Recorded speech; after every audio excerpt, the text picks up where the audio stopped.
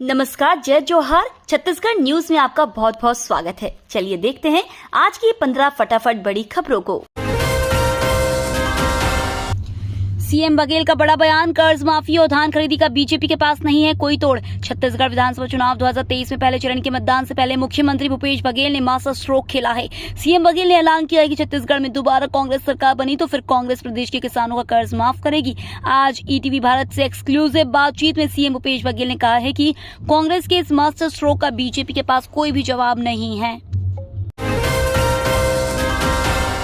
CM Bhupesh के बयान पर असम के सीएम हेमंत बिस्वा का पलटवार। सीएम भूपेश बघेल के बयान पर असम के सीएम हेमंत बिस्वा ने पलटवार करते हुए कहा, यह देश को विश्व गुरु बनाने के लिए शक्तिशाली ईडी और सीबीआई की जरूरत है, नहीं तो गोचांग घोटाला, कोयला घोटाला, शराब घोटाले का पैसा बाहर कैसे आएगा। अगर भारत को विश्व गुरु बनाना है तो सबसे बड़ी शक्तिशाली ईडी और सीबीआई देश को चाहिए, नहीं तो काला धन कैसे आएगा। जिले के बिलासपुर, बेलतरा, कोटा, मस्तूरी और बिल्हा विधानसभा क्षेत्र के प्रत्याशियों ने आज नामांकन दाखिल किया। बीजेपी की चौथी लिस्ट ने कांग्रेस विधायक को दिया झटका। छत्तीसगढ़ विधानसभा चुनाव के लिए बीजेपी ने अपनी 4 उम्मीदवारों की आखिरी लिस्ट जारी कर दी। इस लिस्ट के आने के साथ ही बीजेपी ने सभी 90 सीटों के लिए उम्मीदवार तय हो गए हैं। बीजेपी की चौथी लिस्ट में सबसे बड़ा झटका कांग्रेस के बागी नेता चिंतामणि महाराज को लगा है। सामरी विधानसभा सीट से विधायक चिंतामणि महाराज को कांग्रेस ने इस बार टिकट नहीं दिया है। टिकट कटने से नाराज चिंतामणि महाराज ने बीजेपी के टिकट पर अंबिकापुर विधानसभा सीट से चुनाव लड़ने की इच्छा जताई। छत्तीसगढ़ में बढ़ेगी ठंड, 3 दिनों के बाद गिरेगा तापमान। छत्तीसगढ़ में आने वाले दिनों में तापमान में बदलाव होगा। इसके साथ ही प्रदेश में गुलाबी ठंड बढ़ने वाली है। आने वाले 3 दिनों में न्यूनतम तापमान में हल्की गिरावट होने की संभावना है। इसके चलते ठंड भी बढ़ने लगेगी। प्रदेश भर में मौसम शुष्क रहने की संभावना है। मौसम विभाग के अनुसार आगामी दिनों में न्यूनतम तापमान में गिरावट होने की संभावना है। इसके साथ ही प्रदेश में ठंड बढ़ने की संभावना है। 28 और 29 अक्टूबर को छत्तीसगढ़ आएंगे राहुल गांधी। छत्तीसगढ़ में होने वाले विधानसभा चुनाव के मद्देनजर प्रदेश में कई चुनावी सभा का आयोजन किया जा रहा है। वहीं दिग्गज नेताओं का प्रदेश में आना जाना लगा हुआ है। ये नेता राज्य के विभिन्न जिलों में आयोजित रैलियों सभाओं में शामिल होकर उम्मीदवारों के पक्ष में प्रचार कर रहे हैं। इसी कड़ी में अब कांग्रेस नेता राहुल गांधी एक बार फिर छत्तीसगढ़ दौरे पर आने वाले हैं। इस दौरान पर दोनों दिनों प्रदेश में आयोजित सभाओं और रैलियों में शामिल होंगे। सीएम भूपेश बघेल करेंगे 3 जिलों का दौरा। छत्तीसगढ़ विधानसभा चुनाव को लेकर प्रत्याशियों की नामांकन रैली जारी है। मुख्यमंत्री भूपेश बघेल बलौदा, बाजार और मुंगेली दौरे पर रहेंगे। इसके अलावा वह रायपुर जिले के प्रत्याशियों की नामांकन रैली में भी शामिल होंगे। सीएम भूपेश बघेल तीनों विधानसभा सीट के अधिकृत कांग्रेस प्रत्याशी अपना नामांकन फॉर्म दाखिल करेंगे। इसके अलावा बलौदा बाजार के विधायक प्रमोद शर्मा जनता कांग्रेस छत्तीसगढ़ छोड़कर कांग्रेस में शामिल होंगे। छत्तीसगढ़ में तेजी से बढ़ा है गेहूं का रकबा। छत्तीसगढ़ राज्य में खेती किसानी में अब तेजी से बदलाव आ रहा है। राज्य सरकार की किसान हितैषी नीतियों के चलते फसल विविधीकरण को बढ़ावा मिलने लगा है। धान का कटोरा कहे जाने वाले छत्तीसगढ़ में अन्य फसलों की खेती की और किसानों का रुझान बढ़ा है।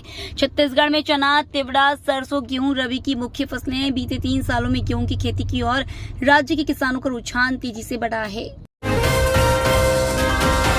छत्तीसगढ़ के 3 एथलीट गोवा में दिखाएंगे दम।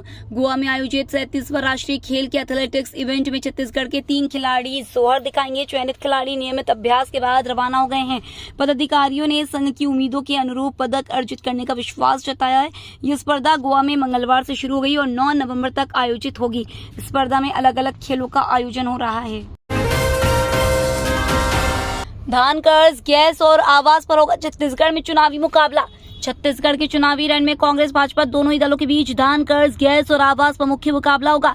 पार्टी सूत्रों के अनुसार धान के समर्थन मूल्य, किसानों की कर्ज माफी, महिलाओं के लिए सस्ता गैस सिलेंडर और गरीबों के लिए आवास योजना को दोनों ही दल अपने अपने घोषणा पत्र में शामिल कर रहे हैं। कांग्रेस 18 लाख गरीबों को आवास देने तो भाजपा हर गरीब को छत देने की बात कह रही है। गरियाबंद में किसान समर्थन मूल्य में नहीं बचेंगे धान, कम बारिश के चलते सूखे से फसल चौपट। गरियाबंद के झाकरपारा समिति के 9 गांव के ग्रामीणों ने धान नहीं बेचने का फैसला लिया है।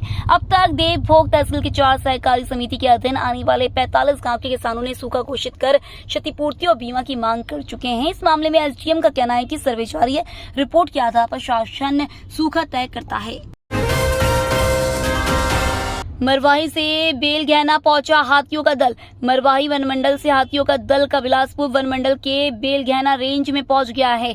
इस क्षेत्र में भी हाथियों ने एक मकान क्षतिग्रस्त किया, वहीं 2 किसानों की फसल रौंद दी। हाथियों की धमक से इस क्षेत्र में दहशत का माहौल है। हालांकि वन विभाग की ओर से लगातार मुनादी कर हाथियों के आने की सूचना ग्रामीणों को दी जा रही है। उनसे अपील भी कर रहे हैं कि जंगल की ओर बिल्कुल भी न जाएं, इससे खतरा हो सकता है।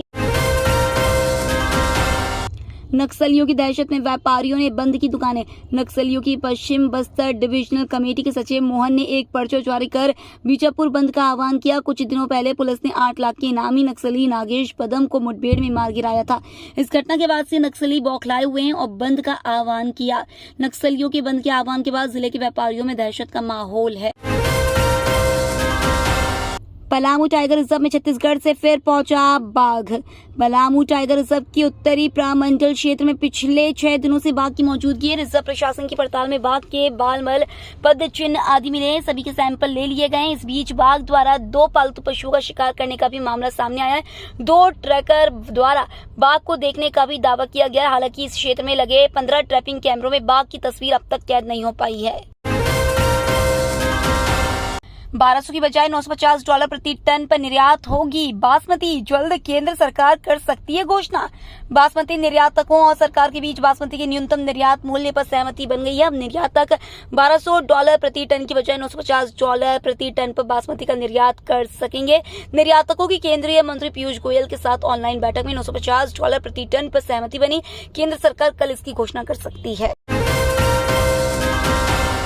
जनवरी 2024 में लॉन्च होगा विक्रम-1। भारत अंतरिक्ष के क्षेत्र में लगातार इतिहास रच रहा है। देश की राष्ट्रीय अंतरिक्ष एजेंसी इसरो ने हाल ही में चंद्रयान 3 को चंद्रमा की सतह पर उतारा। इसके बाद देश के पहले सौर मिशन आदित्य L1 की लॉन्चिंग भी चर्चा का विषय बनी। इस सिलसिले को आगे बढ़ाते हुए अब निजी क्षेत्र की कंपनी स्काई रूट भी विक्रम-1 रॉकेट को लॉन्च करने की तैयारी कर रही है। ये तो थी आज की बड़ी खबरें। डेली खबरों से अपडेट रहने के लिए चैनल सब्सक्राइब करना बिल्कुल ना भूलें। धन्यवाद।